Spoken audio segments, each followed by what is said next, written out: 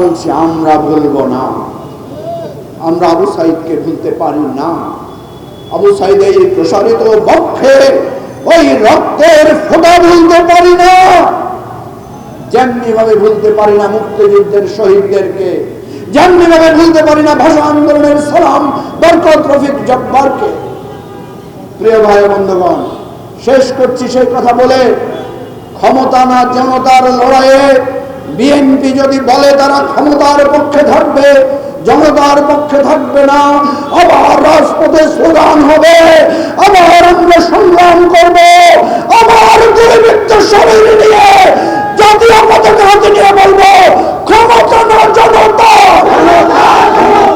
জনতা জনতা। সেই সংগ্রামের সেই প্রতিশ্রুতির স্লোগান দিয়ে আজকের সমাবেশ শেষ করছি। খোদা হাফেজ।